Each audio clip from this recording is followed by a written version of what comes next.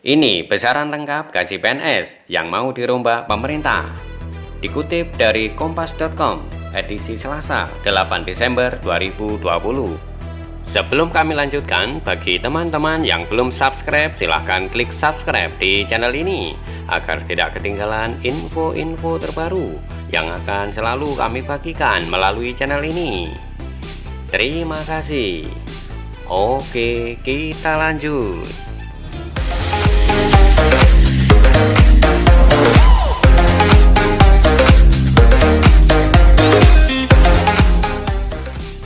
Pemerintah tengah menggodok formula baru skema gaji bagi pegawai negeri sipil atau PNS. Implementasinya direncanakan secara bertahap mulai tahun depan. Pemerintah berencana menghapus beberapa tunjangan dan menggabungkannya menjadi hanya terdiri dari komponen gaji pokok PNS dan dua jenis tunjangan. Perumusan kebijakan tentang gaji, tunjangan, dan fasilitas PNS merujuk pada amanat pasal 79 dan 80 Undang-Undang ASN dan mengarahkan penghasilan PNS ke depan yang sebelumnya terdiri dari banyak komponen disederhanakan. Formula gaji PNS yang baru akan ditentukan berdasarkan beban kerja, tanggung jawab, dan risiko pekerjaan. Implementasi formula gaji PNS ini nantinya dilakukan secara bertahap. Gaji PNS saat ini didasarkan pada pembagian pada golongan dan lama masa kerja yang dikenal dengan masa kerja golongan atau MKG. Skema penggajian ini diatur dalam Peraturan Pemerintah atau PP Nomor 15 Tahun 2019. Berikut gaji PNS untuk golongan 1 hingga 4. Hitungan gaji dari yang paling rendah hingga tertinggi disesuaikan berdasarkan MKG mulai dari kurang dari 1 tahun hingga 27 tahun. Golongan 1 atau lulusan SD dan SMP. Golongan 1A sebesar Rp1.560.800 hingga Rp2.335.800. Golongan 1B sebesar Rp1.704.500 hingga Rp2.472.900. Golongan 1C sebesar Rp1.776.600 hingga Rp2.577.500. Golongan 1D sebesar Rp1.851.800 hingga Rp2.686.500. Golongan 2 atau lulusan SMA dan D3. Golongan 2A sebesar Rp2.022.200 hingga Rp3.373.600. Golongan 2B sebesar Rp2.208.400 hingga Rp3.516.300. Golongan 2C sebesar Rp2.301.800 hingga Rp3.665.000. Golongan 2D sebesar Rp2.399.200 hingga Rp3.820.000. Golongan 3 atau lulusan S1 hingga S3.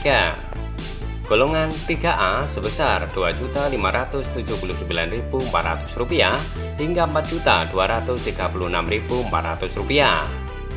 Golongan 3B sebesar Rp2.688.500 hingga Rp4.415.600. Golongan 3C sebesar Rp2.802.300 hingga Rp4.602.400. Golongan 3D sebesar Rp2.920.800 hingga Rp4.797.000.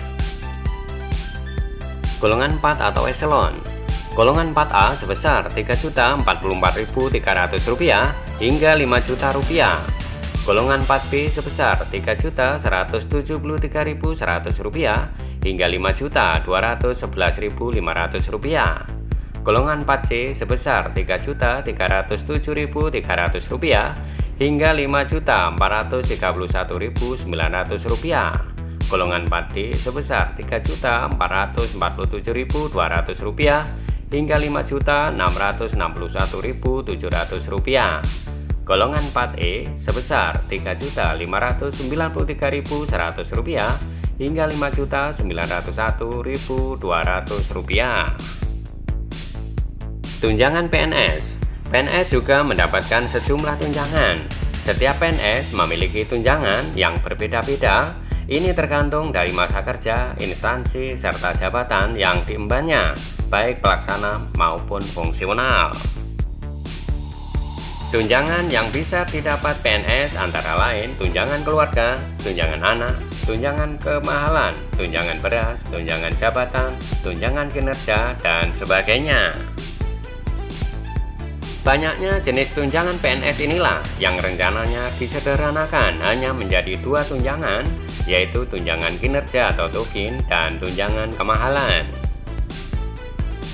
Rumusan tunjangan kinerja didasarkan pada capaian kinerja masing-masing PNS, sedangkan rumusan tunjangan kemahalan didasarkan pada indeks harga yang berlaku di daerah masing-masing daerah penempatan PNS. Selain itu, yang perlu diketahui saat masih berstatus CPNS, gaji yang diterima baru 80% atau belum sepenuhnya menerima gaji. PLT Deputi Sumber Daya Manusia Aparatur Kementerian PAN-RB Teguh Wijanarko menjelaskan, berdasarkan formulasi gaji serta tunjangan PNS yang disusun sebelum pandemi COVID-19 periode 2018 hingga 2019 memang ada kenaikan. Meski usulan kenaikan gaji PNS telah diajukan, semua keputusan menjadi ranah Menteri Keuangan Sri Mulyani Indrawati. Sebenarnya hitungan itu sudah kita buat tahun 2018-2019, kemudian kita ajukan ke Kementerian Keuangan. Tetapi Kementerian Keuangan masih belum firm dengan simulasi yang dibuat, ujar Teguh. Secara substansial, perubahan sistem penggajian yang semula berbasis pangkat, golongan ruang, dan masa kerja menuju ke sistem berbasis pada harga jabatan atau job price. Skema job price didasarkan pada nilai jabatan atau job value, di mana nilai jabatan diperoleh dari hasil evaluasi jabatan atau job evaluation yang menghasilkan kelas jabatan atau tingkatan jabatan yang selanjutnya disebut dengan pangkat. Perlu diketahui bahwa pengaturan tentang pangkat PNS saat ini saling terkait dengan pengaturan tentang gaji PNS sebagaimana yang diatur di dalam PP Nomor 7 Tahun 1977 tentang gaji PNS sebagaimana telah diubah 18 kali, terakhir dengan PP Nomor 15 Tahun 2019. Begitu juga dengan regulasi yang mengatur tentang gaji PNS memiliki keterkaitan erat dengan regulasi-regulasi lainnya seperti jaminan pensiun PNS, jaminan atau tabungan hari tua PNS, jaminan kesehatan, dan lain-lain. Seluruh kebijakan penetapan penghasilan PNS tersebut tentu berkaitan erat dengan kondisi keuangan negara, sehingga dibutuhkan upaya ekstra hati-hati dan didukung dengan hasil analisis dan simulasi yang mendalam dan komprehensif, sehingga mampu menghasilkan kebijakan yang baru tentang pangkat, gaji, tunjangan, dan fasilitas PNS agar nantinya tidak memberikan dampak negatif baik terhadap kesejahteraan PNS maupun kondisi keuangan negara. Masih dibahas terus, kami tidak bisa menentukan. Masalah keuangan selalu harus berkoordinasi dengan Menteri Keuangan sebagai bendahara negara.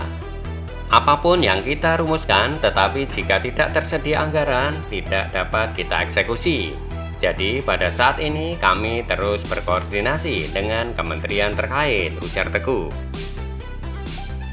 Formulasi yang diusulkan saat itu adalah gaji disertai tunjangan kinerja dan tunjangan kemahalan.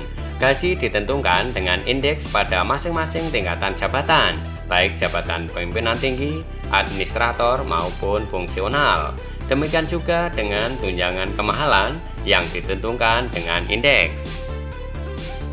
Sementara tunjangan kinerja ditentukan oleh kinerja yang telah dicapai. Kendati demikian, formulasi gaji PNS masih terus dibahas serta dirancang menyesuaikan anggaran negara. Kami sendiri terus melakukan koordinasi dengan Kementerian Keuangan, dan memang benar menurut simulasi itu ada kenaikan gaji, tetapi semua penghasilan di luar gaji dan tunjangan dilarang diberikan, kata Teguh. Dan kami belum berani menargetkan tahun depan harus sudah selesai. Sekali lagi, yang sangat menentukan dalam hal ini adalah Menteri Keuangan sebagai bendahara negara, bukan BKN, kata dia lagi. Demikian info terkini kali ini. Sekali lagi kami ingatkan, bagi teman-teman yang belum subscribe, silahkan klik subscribe di channel ini agar tidak ketinggalan info-info terbaru yang akan kami bagikan melalui channel ini. Sampai jumpa pada video-video kami berikutnya. Terima kasih.